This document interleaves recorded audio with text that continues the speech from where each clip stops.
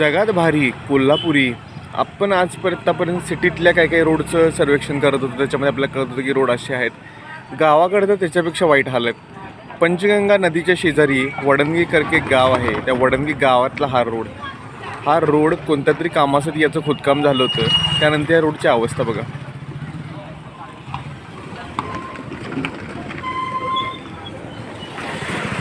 पूर्ण हा road 1 kilometre ते 1.5 किलोमीटर हा असाच खडीचा उबडखाबड पॅचवर्कचा आहे.